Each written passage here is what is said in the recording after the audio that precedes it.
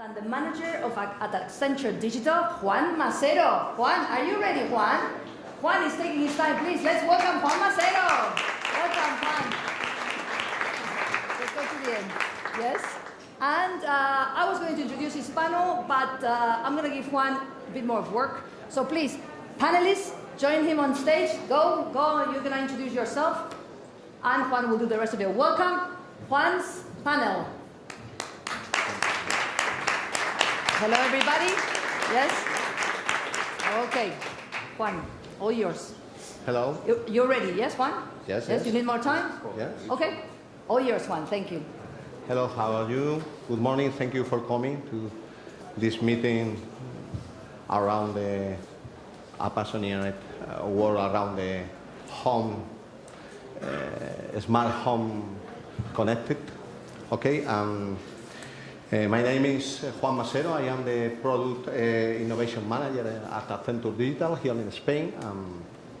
We are working right now in some very, very important and innovative initiatives related with the smart Wi-Fi at home. But there are another very different companies working on that in similar or very, very different initiatives. So I am pleased to present you another manager for some of the most important companies here in Spain, which is working around another very important initiative. So because I don't have a lot of time, we go to directly to sure. Over the question.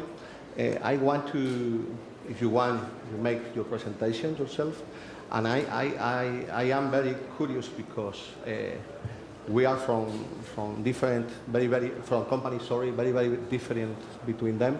And I would like to know in which main project or main service or solution are you working on your company right now? Okay. Sure. Hello, my name is Alex Patrikoff. I'm the founder and CEO of Sunflower Labs. We make a drone-based home security system. So essentially, it's a residential security system that consists of two products. One is a set of sensors that you place around your house. They are really clever sensors. They masquerade themselves as garden lights, so they kind of look like lights that you place around your property. But in reality, they are very advanced security sensors that are able to track movement and vibration on the ground. And with that, we can identify people, animals, and cars coming and going from your property.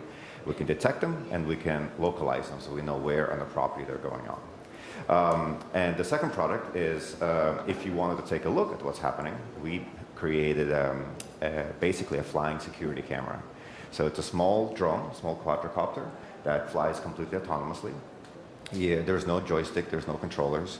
It responds to the events which are detected by the sensors, which we call the sunflowers. And when they detect something and they determine that the threat level is significant enough, they can automatically deploy the flying camera, which flies out from its little nest, from a little hive, flies over, takes a look at what's happening, and sends you a video back. So we think this is the next generation of what security systems should look like. A lot of people have the desire to have a security system in their home. It's a very common need, it's a universal need. But a lot of people feel uncomfortable with having a lot of cameras around their property, essentially videotaping just them 99% of the time. And we wanted to create a solution that is both fun, technologically advanced, and something that respects your privacy as well. So our solution anonymously detects what's happening on your property and then sends out the drone only when it's needed to take a look. But beyond security, we wanted to do other fun things. Our sensors are lights, so as a light, they can turn to any color. So if you have some friends over or something like that, you can have a little party theme going on, and then the drone can fly out and take a picture of all the guests, make a little video. Something like that. And in addition to that, the last use case is home maintenance. If you wanted to take a look at your roof, your gutters, your garden, for example, we can basically have that happy little friendly drone flying around and doing things for you around your home. So. Thank you so much. Very interesting project. After all of our presentation, we try to do another one question about. Okay, Maria, please tell us something about your service or products. Hi everyone, my name is Maria and I am the Director of Marketing, Communication and Design at FON. FON is a Wi-Fi technology company. We are expert at connecting people with Wi-Fi. Our main goal is to make the management of Wi-Fi network smarter. Some of our clients, so you get an idea, are telecommunication companies globally, such as Vodafone, British Telecom, Deutsche Telekom, or KPN in Europe, Telstra in Australia, or SoftBank in Japan. Investors that share our vision are Qualcomm, Google, Microsoft, and Atomico. We believe connectivity is the cornerstone of the smart home. The way we connect at home has changed drastically. We have many more devices right now in many more places of the home. By 2020, Qualcomm estimates that the average connected devices will be 50. That means a connected network system is needed at our homes. We want to live uninterrupted lives, and just having a look at what is going on behind the doors of a normal family. It's evening time. The daddy is streaming music from Spotify while he's cooking dinner. The mom is upstairs video chatting with her sister that now she lives in San Francisco. The daughter is uploading images non-stop on Instagram. And the son, he's downloading video games on his console. And do you think one router is going to make it all possible? Unfortunately, the answer is no. We need this network-connected system that increase capacity, reach, coverage, and speed. And for that, a technology mesh is needed. And that is right now what we are focusing on for the smart home. Okay. This is a similar project in which we are working on at Accenture, but now we presentate Iker. Iker will speak about a very different project, because it's a project in which is not oriented to the technology. Maybe I am a technology man, no? And I can't imagine a world, a smart home, a smart connected home without a lot of connected elements, devices, no? But Iker will speak about another kind of Sure. project. Hi everyone, my name is Iker Marcaya. I'm from Valencia. I run Zubi Labs, basically create impact ventures and do some impact investing. So last year, three friends of, we were looking for a school for our children. We didn't like any, so we decided to create one in Valencia, and this is, we opened last year. This is our second year. And then as we were looking for a site to build a bigger school up to children 8-18, we thought it would be pretty amazing if the families could live nearby. So we essentially bought 25 hectares of land, 7 kilometers to the city center of Valencia, and we're going to create a pretty disruptive, sustainable, innovative, resilient, healthy town, or eco-town. It's called Barrio La Pinada. So essentially, we're turning around how developments are made in terms of we're actually co-creating with the future inhabitants. So we're putting customers at the beginning of the development, and then we're going to be very, very ambitious in terms of energy, water use goals, circular economy and associated business models, material life cycle, social cohesion, etc., etc. So from our perspective, by having kind of a whole district, essentially we're building a mini city, and we have all the moving pieces, I guess, to create extremely kid-friendly, car-free zone, just a great place to live. In this place, there will be 4,000 people that will live, around 1,200 families. And we're currently designing, also together with corporates, that we're developing joint products, and we'll open doors in 2021. Okay, it's very different environment. I am going to do some questions to our speaking, but if you want, after that, we pass and you can do it another one, because I see we have enough time.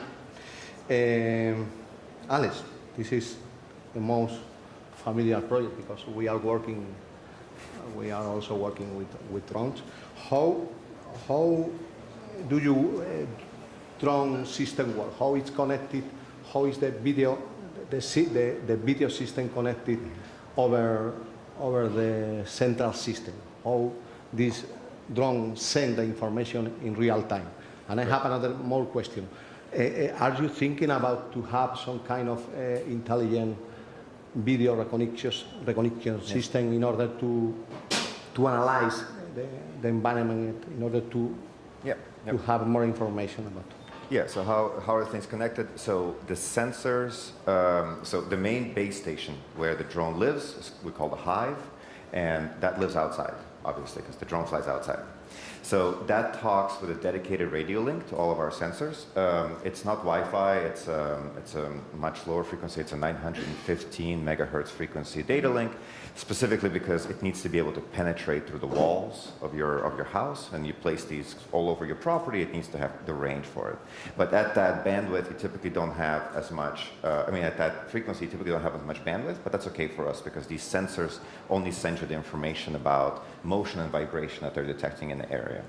The drone flies and talks to the base station on a 2.4 gigahertz link, which is similar to Wi-Fi, although again, we're not actually using Wi-Fi itself. We have a dedicated telemetry link. But at this point, when the drone is flying, it's an open space. So it's talking directly to the station, and there's nothing obscuring it in the way. And the base station itself is connected to your home Wi-Fi. So I actually very much like distributed Wi-Fi networks like phones, specifically because we want to make sure that we have the coverage on the outside of your property. So typically if somebody has just one access point somewhere in their garage or something, then if you have the base station outside, maybe you wouldn't reach it. But more and more nowadays, people have a mesh network within their home. And by doing that, it gives us the ability to send all the data through the internet over to a cloud service. Now, if you are at home, you can see what's happening directly from the system. So you don't actually need to be connected to the internet because the hive, the base station at home, will allow you to talk directly to the app on your phone. But if you're not at home and you want to take a look at what's happening around your property, that's when we would proxy and relay everything through a cloud service and stream it back down to your phone. There's a slight delay, but it's something on the order of half a second, so it's pretty feasible. And your second question is, we do people recognition, so we do people detection. We don't do face detection just yet, that's something we're looking into, but we just announced kind of our progress and what we've been up to. So on our website and our blog, you can see there's a video which ends literally with my team coming out and the drone is flying and we're all waving to it, and the system recognizes that these are all individual people in the picture. Thank you. Maria, right? What do you think is, because this kind of deployment, if I try to make a deploy in a big deal, what do you think is necessary for the technology? What kind of technology do you think is necessary to use in order to have a successful in a big deal, in a big deployment like as you were speaking of? Mm-hmm. Yes, we think the home of the future has to be center of the people, and therefore the technology has to be simple. The end user just want to get connected. They don't want to spend time or just wonder how things work. They just want things to work. Therefore, technology has to be as well transparent. The end user should be able to get visibility on what is going on their connectivity system. For example, doing a speed test or checking out which different devices are consuming more data. Here is a point where communication service provider, they should take care of these areas. For example, over-the-top players such as Google and Hero are already doing a great job and they're playing the game very well. There are more than 60% of calls to the telco support centers related with Wi-Fi problems. So therefore it's a problem and we have to solve it. Another key essence of the technology should be to be social. More and more our homes are the center of our lives, and we receive friends and families. So we should be able to easily set up a guest Wi-Fi network for them to connect. Sharing information and content should be seamless and easy. And another key aspect that we think is accessibility. Nowadays, we all wear our fantastic mobile all the time, and home is not an exception. I think this data comes from Samsung, but 7 out of 10 web searches at our smartphones occur indoors. Therefore, we have to make sure we build applications that are user-centric, simple, and easy for the end user to just have them. Their applications is the new television, is the new remote control, is everything, right? And finally, I think technology has to be responsible, more than demanding, no? These all fantastic smart system and smart products, they should be able to understand our needs and anticipate to them. Therefore, and that's where the big shift comes, is that they're going to learn about us. A little bit scary at the beginning, maybe. Our home is going to know how we like the lights, how we like the heat, where our kids play more. All of those things, I think, are going to change the way we live. And I think this, at the end of the day, smart homes have to make our life easier.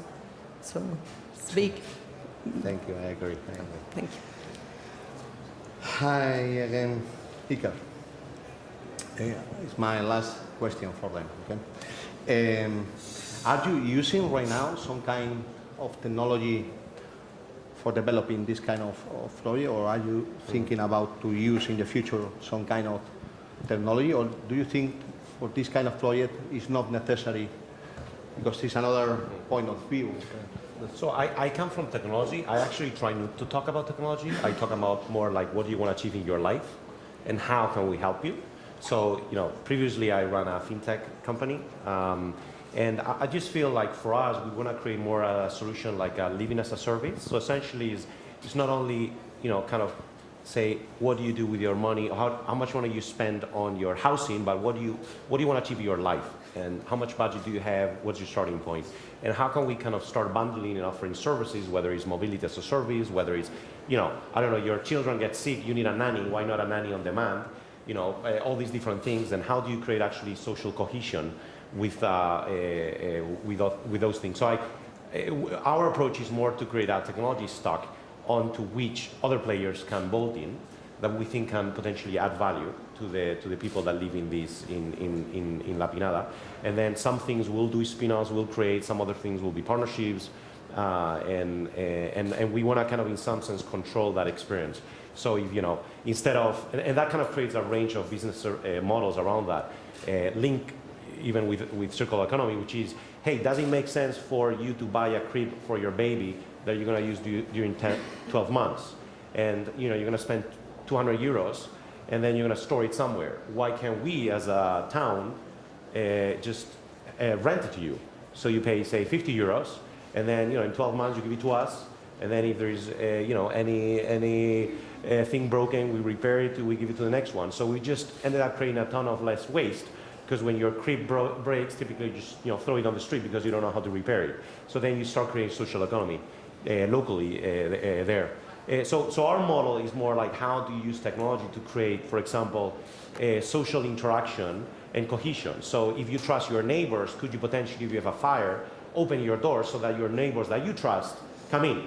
So that means that previously you have configured that.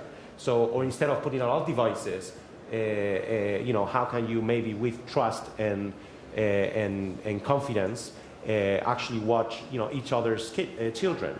Or how do you, for example, use the physical space to create certain dynamics? So if you create a coffee shop next to the park, next to the school, when the children go out or come out of school and they're dismissed, people start having a drink, and then that creates interaction. And then maybe you have an application on the town that enables people to share stuff. And then you move to a model of mobility based on on-demand sharing vehicles and different things. So I like to start more like, what do you want to achieve in your life? And then how can we use technology to actually achieve that and make it in the most affordable, interesting manner. Okay. at the end, the world is not possible without technology, I think so. We have the last 3 minutes in order to make for you some kind of question for them. We have 3 minutes. If somebody want to do any question, I don't see. Okay.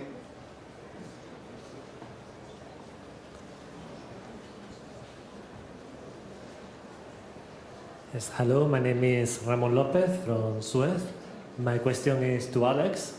In our company, we're also studying new applications of drones. And I think your idea is very interesting, not only as a home device, but it is for industry, corporate buildings, and so on. But I have 2 questions. The first one is if you have found any barrier due to legislation in any country you may want to access. And the second one is how do you deal with bad weather conditions? Right, good questions. Both of those are tough things to deal with. The regulatory environment varies country by country, in some cases state by state or municipality by municipality.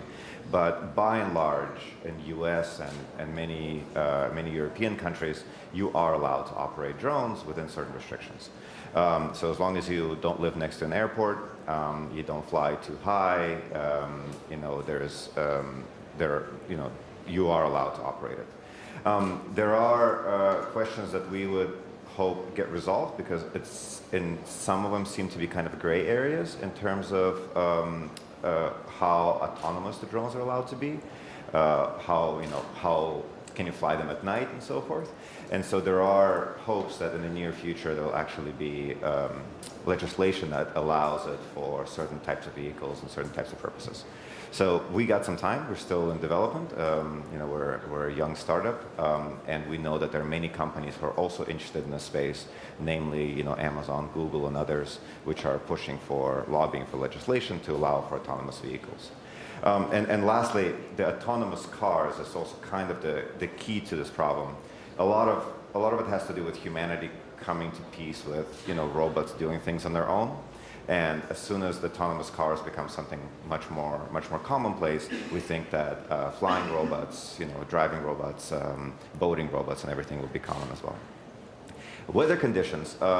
So I guess there's 3 types of weather conditions that we worry about: wind, rain, and snow. So snow is kind of the easiest one. The only issue with the snow is that if it piles up on top of our base station, so we have a solution for what to do to prevent snow from piling up. Snow itself is light and fluffy, so we can fly in the snow. My R&D office for this company is in Zurich, Switzerland, so believe me, we do test with a bunch of snow. So snow hasn't necessarily been too big of an issue for us. Rain, if it's a really heavy rain, could be problematic because heavy rain changes some of the flying properties of the vehicle because it adds weight, it sort of moves it around. But light rain is also not much of a problem. And so we can check, we have sensors in our devices to see if the weather is particularly bad. Wind is the most interesting one. So if you think of how to deal with wind, it's the power of your motors and your ability to know precisely where you currently are. So if, for example, a gust of wind hits you, if we have a really precise navigation, which we do, and by the way, if you say you're from Swift, right? So I'm happy to chat with you another time. Then we're able to determine that we are offset from where we need, and we can recover by churning up the engines and moving it back. So we can basically handle somewhere close to about 40-mile-an-hour winds. Anything beyond that is closing into hurricane strength, and we probably would not deploy a vehicle at that point. But nobody robs houses when it's windy, right? Yep. Yeah, I don't think so either. So. Alex spends all the rest time. I don't have more time in order to do another question. Sorry, if you want to make another question, I think you can send an email for the team, and I will ask after that. Well, we have a prize to give, so chop, we have to hurry up. Thank you to our panel. Iker, Juan, Maria, and Alex. Thank you so much, guys. We have a prize to give now for the winner of the Star Mobility competition, so I'll have to ask them to leave. We're going to tidy this up. because we have to give a prize. Gracias, Juan. Okay.